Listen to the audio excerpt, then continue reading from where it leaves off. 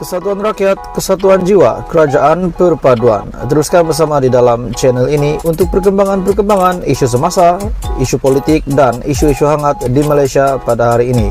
Jangan lupa teruskan bersama di dalam channel ini. Tekan butang like, share, dan subscribe channel ini untuk perkembangan terkini politik di Malaysia.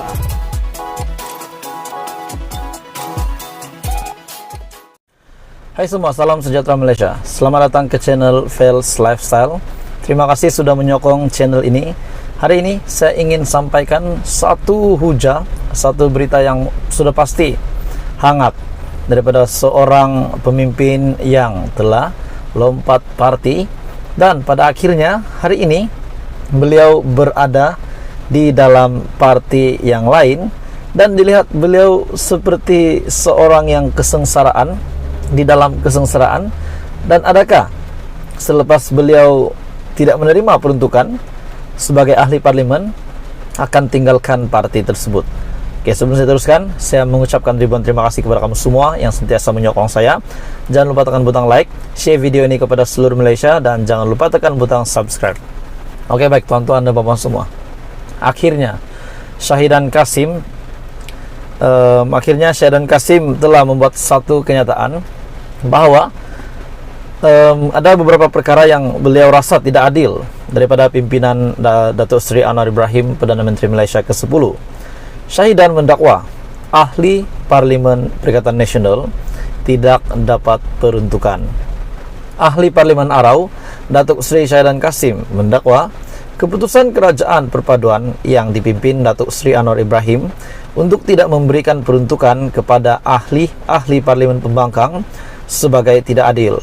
Bagaimanapun, beliau menyatakan akan membuat perbincangan secara berterusan bersama pihak-pihak yang terlibat bagi memastikan isu tersebut, isu berkaitan peruntukan dapat diselesaikan.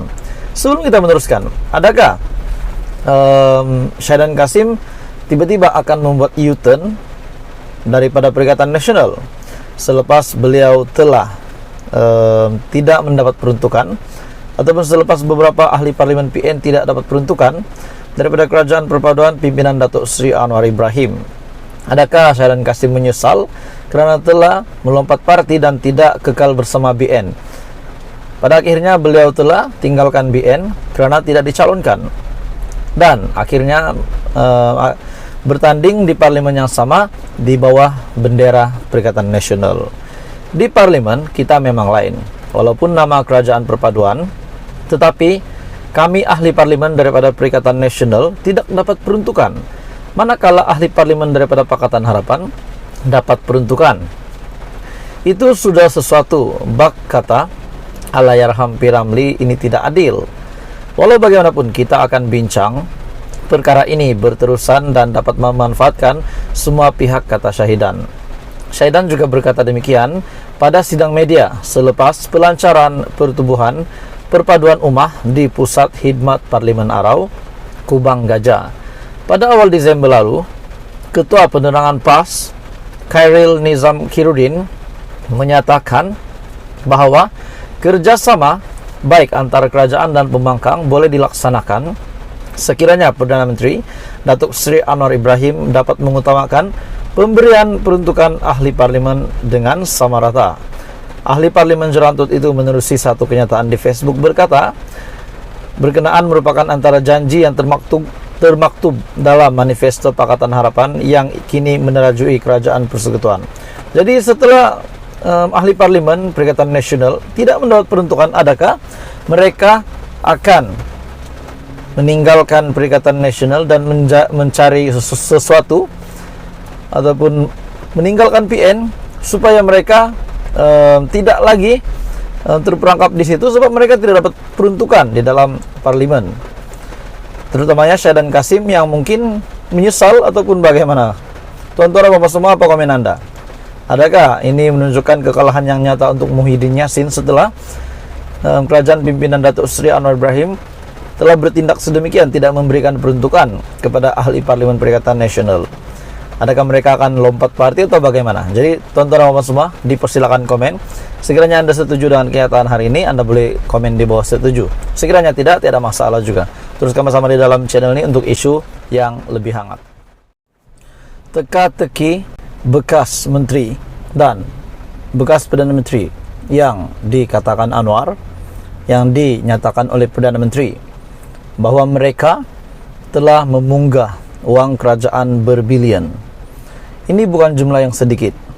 Dan akhirnya Datuk Seri Anwar Ibrahim sebagai Perdana Menteri telah membuat kenyataan ini, dan beliau akan pastikan mereka untuk memulangkan dana yang telah dipunggah, ataupun kita boleh kata telah dirompak, telah dicuri, telah diseleweng, telah ditapuk di bawah bantal, di bawah katil, di dalam almari, supaya mereka memulangkan kembali uang ini, karena ini adalah uang kerajaan.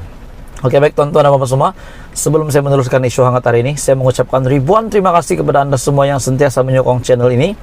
Jangan lupa tekan butang like, share video ini kepada seluruh Malaysia supaya mereka juga tahu tentang isu hangat hari ini, dan jangan lupa tekan butang subscribe.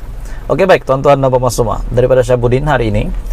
Syabuddin semasa menyampaikan perutusan dalam Majlis Munajat Ambang Tahun Baru 2023, Perdana Menteri Datuk Seri Anwar Ibrahim telah menarik perhatian seluruh Malaysia apabila menegaskan bahawa beliau akan menamatkan amalan rasuah yang didakwanya menggunakan kepimpinan politik dan kedudukan dalam kerajaan sebagai kesempatan untuk memunggah kekayaan.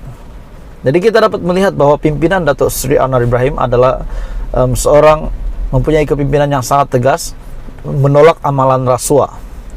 Anwar terus menegaskan bahawa kerajaan ini akan pastikan sekurang-kurangnya sebahagian daripada dana yang telah dipunggah oleh bekas Menteri Kewangan dan bekas Perdana Menteri itu akan dikembalikan.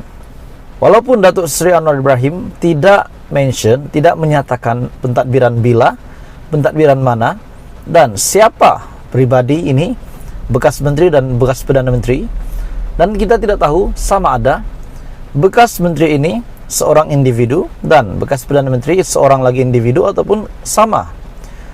Jadi terdapat beberapa nama yang bermain di pikiran saya. Najib Razak, Mahathir, Muhyiddin Yassin, dan kalau saya tak silap Daim Zainuddin kalau saya tak silap. Jadi tuan-tuan dan bapak semua, apa komen Anda? Adakah di dalam beberapa nama yang telah disebutkan, yang saya telah sebut sebentar tadi, adalah salah satu daripada apa yang dinyatakan sebenarnya oleh Datuk Seri Anwar Ibrahim? Sebab kita tahu Datuk Seri Anwar Ibrahim tidak mungkin akan membuat kenyataan sebegini sekiranya beliau tidak mempunyai bukti ataupun beliau tidak mempunyai sebab untuk membuat kenyataan begini.